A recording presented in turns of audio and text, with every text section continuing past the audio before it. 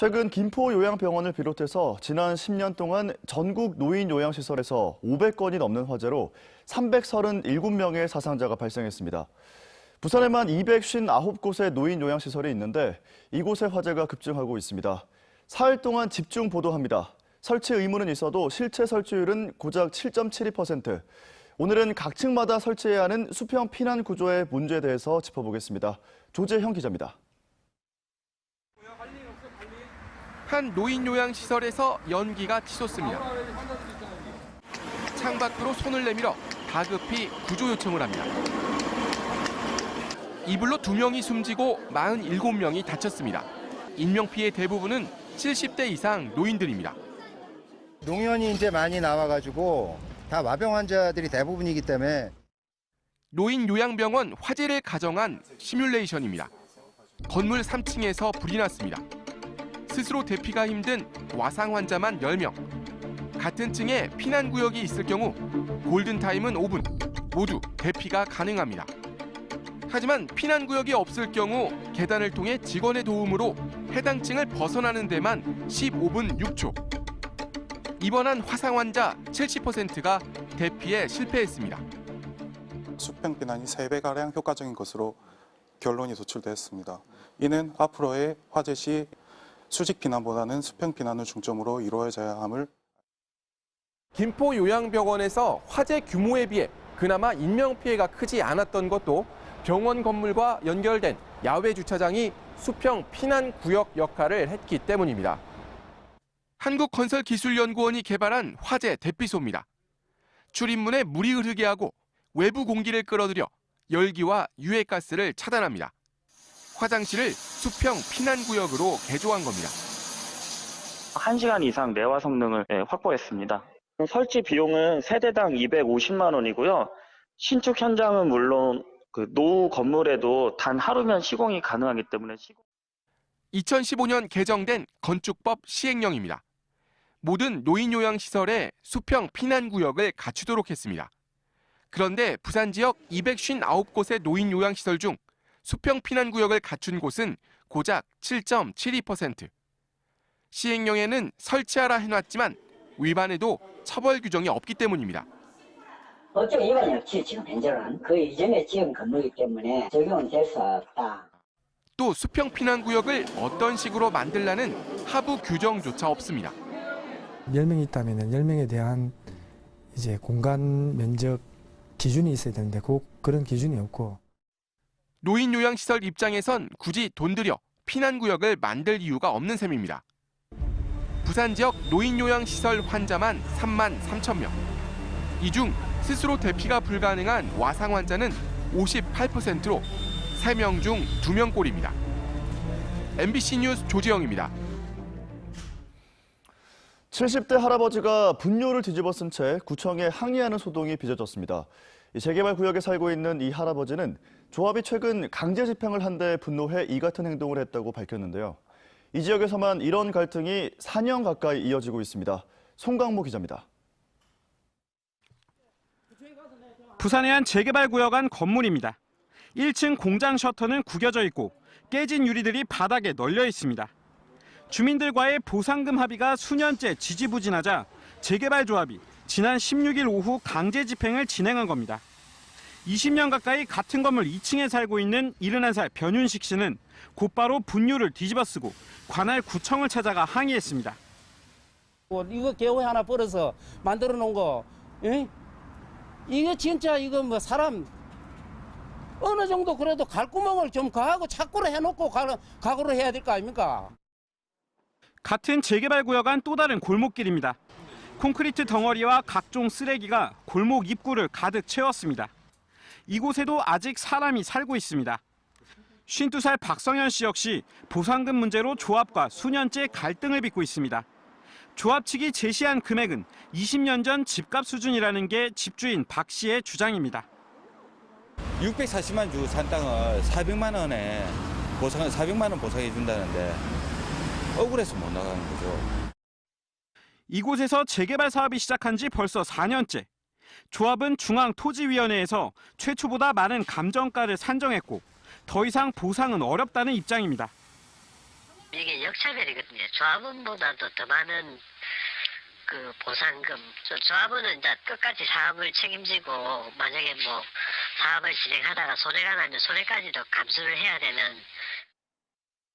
이 구역에선 지난 10월에도 보상금 갈등을 빚던 주택 바로 앞까지 조합이 공사를 진행해 논란을 빚기도 했습니다. 오거돈 부산시장은 후보 시절 재개발구역 인권침해 문제 등에 대한 부산시의 감독을 강화하겠다고 밝혔지만 아직 구체적인 대책은 없는 상태입니다. MBC 뉴스 송강모입니다. 수십억 원 상당의 금괴를 일본으로 밀반출하려던 일당이 경찰에 붙잡혔습니다. 이들은 자동차 부품에 금괴를 넣어서 세관 당국의 눈을 피하는 치밀함까지 보였습니다. 현지호 기자입니다. 자동차 시동을 거는 데 쓰이는 스타터 모터입니다. 뚜껑을 열자 흰 종이로 감싼 원통형 물체가 쏟아집니다. 수상한 물건의 정체는 바로 금덩어리. 59살 A씨 등 4명은 1kg짜리 금괴 27개, 17억 원 상당을 일본 후쿠오카로 여객선을 통해 밀반출하려다 부산항에서 경찰에 검거됐습니다. 이들은 엑스레이 물품 검사를 피하기 위해 금괴를 가공한 뒤 자동차 부품 속에 숨겼습니다. 그러니까 이제 엑스레이에서는 음영 자체가 이게 명확하게 뭐 밀도 차이는 약간 나겠지만은 이게 잘 안 보이니까 이제 그렇게 준비를 해가지고 자기들이 밀수출하려고 시도를 한 거죠. A씨 일당이 금괴를 밀반출해 일본에서 팔았다면 1억 3천만 원가량의 시세 차익을 얻었을 것으로 경찰은 판단하고 있습니다. 경찰은 운반책인 보따리상이 지난 8월부터 최근까지 최소 30차례 넘게 부산과 일본을 오간 사실이 확인됐다고 밝혔습니다. 경찰은 A씨 일당에 대해 구속영장을 신청하고 일본 후쿠오카 현지에 있는 공범들을 추적하고 있습니다. MBC 뉴스 현지호입니다. 다음은 오늘 아침 신문 살펴보겠습니다. 먼저 부산일보입니다. 부산시의 수소 연료전지 발전 사업이 홍보 부족과 주민 반발 등으로 좌초 위기를 맞고 있다는 소식인데요. 부산은 지난 2017년 해운대 수소 연료전지 발전시설 시범 준공 이후 착공 실적이 전무하고 허가 심의 중인 2건 가운데 1건은 주민 반발로 차질을 빚고 있다고 전했습니다. 신재생에너지 보급률을 크게 올리겠다던 부산시도 뒤늦게 구군 담당자들을 대상으로 관련 교육을 실시하는 등 뒷붓 행정을 보였다고 꼬집고 있습니다. 다음 기사입니다. 내년 예산이 반토막 나면서 입주 작가들이 거리에 내몰릴 위기에 처했던 또따또가 사태가 부산시의 예산 보전 약속으로 일단락됐다는 기사입니다. 최근 시의회가 확정한 내년도 또따또가 예산은 1억 6천만 원으로 연간 임대료 2억 500만 원에 크게 미치지 못하는 실정인데요. 부산시가 출연금 사업 중 우선순위를 조정하는 방식으로 부족한 예산을 우선 확보하겠다는 입장을 밝혔습니다. 부산시가 급한 불을 끄고 내년 1차 추경 때 시의회가 삭감된 예산을 원위치 하는 방향으로 사태가 해결될 것이라고 전망했습니다. 네, 다음은 국제신문입니다. 부산 현대미술관의 메인 전시관이 예산 부족으로 2개월간 개점 휴업하고 있다는 내용이 일면 머릿기사로 실려 있습니다. 현대미술관 메인 전시실은 지난달 24일부터 내년 2월 초까지 전시가 없을 예정으로 전해졌습니다. 연간 전시 예산 40억 원 정도가 필요하지만 올해는 23억 원 정도에 불과해 예산 부족이 허덕일 수밖에 없다는 입장인데요. 부산시가 공공미술에 대한 예산 확보에 소극적이라는 비판을 받고 있다고 함께 전했습니다. 오늘 마지막 기사입니다. 최근 부산시랑 검수 작업자가 컨테이너에 끼어 숨진 가운데 2달 전에도 같은 부두에서 비슷한 사망 사고가 있었던 걸로 확인됐다는 내용인데요. 지난해에만 부산항에서 4명이 사망하고 올해도 사고가 이어지고 있지만 부산항만공사는 부두와 선사에 안전 의무를 강제하지 못한다고 한 발을 빼면서 비판이 거세게 일고 있습니다. 또 항만 내 각종 사건 사고를 통합 관리할 표준 매뉴얼도 없어서 이것도 함께 문제로 지적되고 있습니다. 지금까지 아침 신문 살펴봤습니다. 점차 계절이 제자리를 찾아가겠습니다. 어제 비가 찔끔 내린 뒤 한개가 들어오고 있는데요. 중부지방은 먼저 기온이 뚝 떨어졌지만 부산은 오늘도 비교적 날이 온화합니다. 오늘 아침 기온은 8.3도로 어제와 비슷하게 출발했고요. 한낮 기온은 14도로 어제보다 2, 3도가량 낮겠습니다. 앞으로 기온은 점차 더 떨어져서요. 모레 아침 기온이 2도까지 내려가며 예년 기온과 비슷해지겠습니다. 동풍의 영향을 받는 동해안은 오늘 구름이 가득하겠습니다. 부산 대부분 지역은 가끔 구름만 많겠지만 기장 등 동쪽 해안가로는 늦은 오후부터 밤사이 빗방울이 살짝 떨어지는 곳이 있겠습니다. 현재 위성 영상 보시면 전국이 대체로 맑지만 동해안을 따라서 구름이 많이 지나고 있습니다. 대기질은 종일 보통 수준으로 무난하겠습니다. 자세한 지역별 기온 살펴보겠습니다. 오늘 아침 경남은 어제보다 기온이 더 높습니다. 내륙을 제외한 대부분 지역이 현재 5도를 웃돌고 있는데요. 한낮 기온은 부산과 양산이 14도, 창원과 남해가 11도로 어제보다 3도에서 7도가량 낮겠습니다. 현재 동해남부 해상엔 풍랑 예비특보가 내려져 있고요. 오늘 오후부터 동쪽 해안가에는 너울성 파도가 넘나들겠습니다. 주 후반에 기온이 더 내려가더라도 예년 이맘때 수준의 추위가 이어지겠고요. 다음 주 초반에는 다시 기온이 조금 오를 것으로 전망됩니다.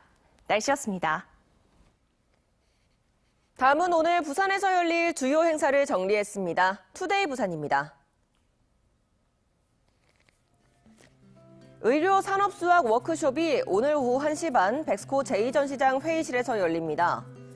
기업과 의료기관의 난제를 해결하기 위한 공동 연구가 주제인데요. AI와 빅데이터를 이용한 수학적 기법으로 현장에서 발생하는 애로사항 해소를 위한 토의를 하게 됩니다. 지방분권특별위원회 회의가 오전 11시 부산 유라시아 플랫폼에서 열립니다. 지방분권 관련 국회 입법 동향에 관해 보고하고 분권특위 규정 개정에 대해 논의하게 됩니다. 제12회 교육 메세나탑 시상식이 오후 4시 30분 부산상이 2층 상이홀에서 열립니다. 문화예술과 스포츠, 사회적 공익적 사업에 힘쓴 기업들에 대해 시상할 예정입니다. 올바른 부산사회서비스원 설립을 위한 토론회가 오후 4시 부산신용보증재단에서 열립니다.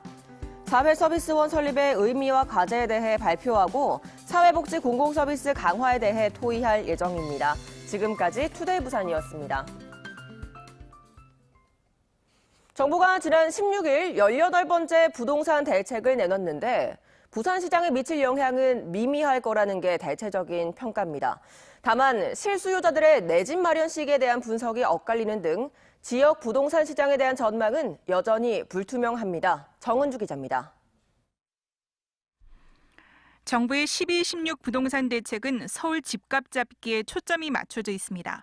시가 15억 원 이상 초고가 아파트의 주택담보대출 전면 금지, 9억 원 이상 주택에 대한 주택담보대출 강화가 핵심으로 부산의 시세 9억 원 이상 아파트는 8,500여 세대, 전체 78만 6천여 세대 중 1%가 조금 넘는 수준이기 때문입니다. 때문에 부산 대부분 실수요자들은 대출 규제, 보유세 등에 대한 추가 부담은 없을 거란 분석입니다. 대출 규제라든지 보유 세금에 대한 부분에서 크게 달라지는 부분이 없는 상황이고요. 실수요자들은 이러한 입주 물량을 좀 살펴보시고 가격적으로 매력이 있는 아파트를 중심으로 매수를 하셔도. 반면 조정 대상 지역 해제 이후 3주 연속 0.2% 안팎 높은 상승률을 보였던 부산의 아파트값은 지난주에는 0.03% 소폭 상승에 그쳤고 조정 대상 지역이었던 해운대와 수영, 동래구의 아파트값도 가격 상승이 미미하거나 오히려 떨어지면서 실수요자들도 거래를 미룰 수도 있다는 분석도 나오고 있습니다. 이상급등 현상으로 가격이 많이 올랐고 오히려 또 거래가 일부 부진한 부분도 없지 않아 있었습니다. 그런데 지금은 오히려 가격도 조금은 떨어지는 상황이고 거래도 이렇게 이루어지지 않는, 그러니까 실수요자 입장에서는 조금 거래를 미루는 그런 조정 국면. 규제 지역이 없는 부산에서도 2년 미만 보유주택에 대한 양도세율이 2021년 이후에는 40%로 일괄 인상되면서 지역 아파트 시장에 대한 투자도 주춤할 거란 전망 속에 반대로 2만 5천 호가 넘는 부산의 내년 신규 아파트 분양 시장에 지역의 투기 수요가 몰릴 거란 분석이 엇갈리고 있습니다. 서울 집값 잡기를 최우선 목표로 정부가 내놓은 18번째 부동산 대책. 하지만 지역 부동산 시장에 대한 전망은 여전히 불투명합니다. MBC 뉴스 정은주입니다. 정부가 LG U+의 CJ 헬로 인수를 조건부 인가하는 등 통신사들의 케이블 방송 인수 합병이 본격화하면서 통신 3사의 독과점 논란이 불거지고 있습니다. 앞으로 소위 수익성이 떨어지는 콘텐츠는 시장에서 사라질 것이란 우려 속에 지역 방송의 공적 생태계를 조성해야 한다는 목소리에 힘이 실리고 있습니다. 이용주 기자의 보도입니다. 지상파, 특히 지역 방송은 급변하는 미디어 환경 속에서 전례 없는 위기를 맞고 있습니다. 실제로 지역 MBC 방송 광고 매출은 5년 새 35%나 감소하는 등 지역 방송은 수년째 심각한 매출 부진을 겪고 있습니다. 지역 방송을 돕겠다며 만든 정부 발전 기금이 있지만 40억 원 남짓한 예산을 43개 지역 방송사들이 쪼개 쓰고 있는 실정입니다. 아시다시피 광고 수익의 급감으로 인해서 지상파 사업 시장 내에서의 교차 보조는 이미 한계에 봉착을 했고, 반면 국내 유료 방송 플랫폼 시장은 통신 3사를 중심으로 빠르게 재편되고 있습니다.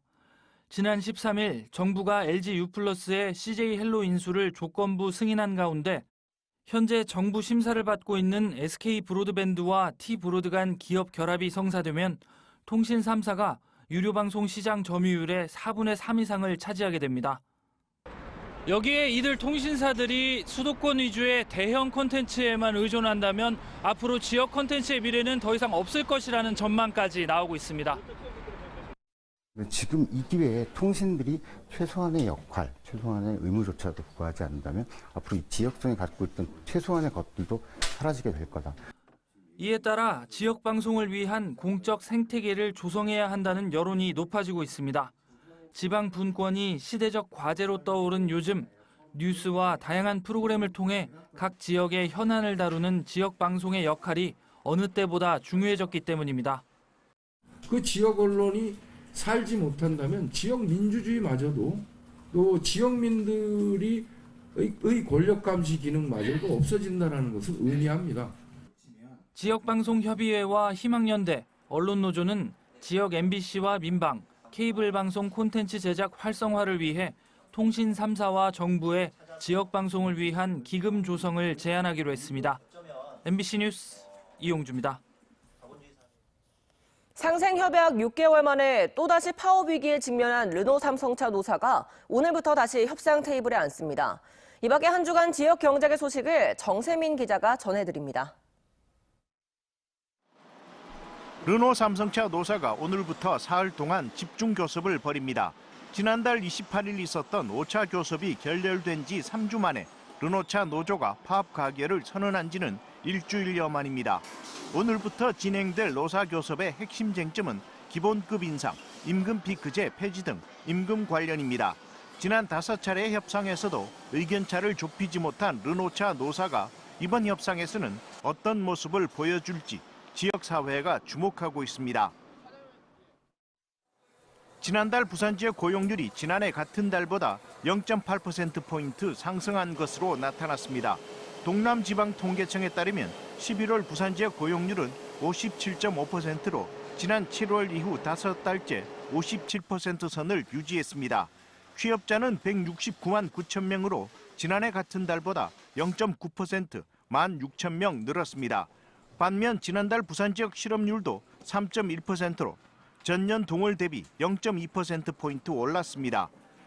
산업별로 보면 도소매, 음식 숙박업 분야 취업자가 지난해 같은 달에 비해 8.2% 늘어 가장 큰 증가폭을 보였고 제조업 분야는 7.8% 줄었습니다. 원전 해체 산업에 대한 지역 기업들의 관심이 뜨겁습니다. 최근 부산 상위에서 열린 원전 해체 산업 중소기업 육성 지원을 위한 협의회에는 지역 기업 60여 곳이 참여해 관련 산업에 대한 높은 관심을 드러냈습니다. 부산시와 부산상이, 부산대, 한국테크노파크 등이 주최한 이날 행사는 원전 해체 산업 육성 전략과 해체 산업에 필요한 상용화 기술, 중소기업들의 참여 방향 등 주제 발표에 이어 지역 기업들의 질의응답 순으로 진행됐습니다. MBC 뉴스 정세민입니다.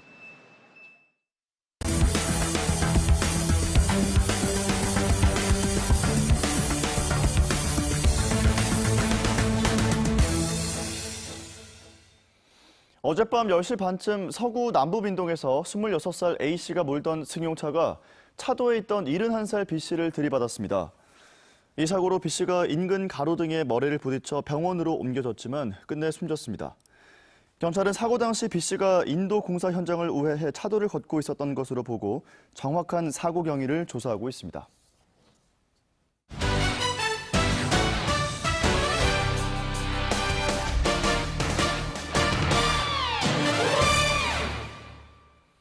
프로농구 부산 KT가 안양 KGC와의 원정 경기에서 84대 70으로 패했습니다. KT는 외국인 선수 바이럴 멀린스가 25점, 16리바운드로 분전했지만 팀의 에이스인 허훈이 허벅지 부상으로 빠진 공백을 메우지 못하고 19개 실책을 쏟아내면서 패하고 말았습니다. 오는 27일 실시되는 사상 첫 민선 부산시 체육회장 선거에서 장인화 전 부산시 체육회 수석 부회장과 정정복 전 부산시 축구협회장이 후보자 등록을 마치고 추첨을 통해 각각 기호 1번과 2번을 받았습니다. 오늘부터 본격적인 선거운동이 시작되며 후보자 본인만 선거운동을 할 수 있습니다. 21대 총선 예비 후보 등록 첫날인 어제 부산에서는 모두 36명이 등록을 마쳤습니다. 예비 후보들은 선거사무소 설치와 선거운동용 명함 배부, 어깨띠 착용 등 일부 선거운동이 허용됩니다. 하지만 선거법 개정안이 국회에서 처리되지 않아 예비 후보들이 자신의 선거구를 정확히 모르는 상태에서 선거운동에 돌입하게 됐습니다. 한편 출마가 유력하게 거론됐던 오교석 기장군수와 노기태 강서구청장이 불출마의 뜻을 밝혔고 지방의원 중에는 한국당 오은택 시 의원이 유일하게 의원직을 던지고 예비 후보에 등록했습니다. 부산 MBC의 12월 정기시청자위원회가 어제 본사 대회의실에서 개최됐습니다. 이번 시청자위원회에서는 부산 MBC의 인구 감소 집중 보도와 부산시 해외 취업 사업의 문제점을 지적한 기획기사가 지역 내 이슈를 적극 발굴해 여론을 환기시켰다는 평가를 받았습니다. 지난 주말 부산신항에서 20대 검수원이 컨테이너에 끼어 숨진 사고와 관련해 부산 고용노동청이 법 위반 조사에 나섰습니다. 부산노동청은 지난 16일 사고가 난 강서구 부산신항 5부두에 부분 작업 중지 명령을 내리고 산업안전보건법 위반 조사에 들어갔다고 밝혔습니다. 지난 15일 오전 부산신항에서 하역 차량이 이동 중 컨테이너를 건드리면서 검수 작업 중이던 24살 A씨가 컨테이너 사이에 몸이 끼어 숨졌으며 당시 주변에는 안전관리자가 없었던 것으로 전해졌습니다. 최근 부산항에서 노동자 사망 사고가 잇따르자 부산항만공사가 안전연동형 임대료제를 도입하기로 했습니다. 부산항만공사는 어제 오후 부산항 부두 운영사 사장단 간담회에서 사망 등 중대재해가 난 부두에는 임대료의 일정 비율을 더 부과하고 무죄를 기록한 부두에는 임대료를 감면하는 방안을 도입하겠다고 설명했습니다. 점차 계절이 제자리를 찾아가겠습니다. 어제 비가 찔끔 내린 뒤 한개가 들어오고 있는데요. 중부지방은 먼저 기온이 뚝 떨어졌지만 부산은 오늘도 비교적 날이 온화합니다. 오늘 아침 기온은 8.3도로 어제와 비슷하게 출발했고요. 한낮 기온은 14도로 어제보다 2, 3도가량 낮겠습니다. 동풍의 영향을 받는 동해안은 오늘 구름이 가득하겠습니다. 부산 대부분 지역은 가끔 구름만 많겠지만 기장 등 동쪽 해안가로는 늦은 오후부터 밤사이 빗방울이 살짝 떨어지는 곳이 있겠습니다. 주 후반에 기온이 내려가더라도 예년 이맘때 수준의 추위가 이어지겠고요. 다음 주 초반에는 다시 기온이 조금 오를 전망입니다. 날씨였습니다.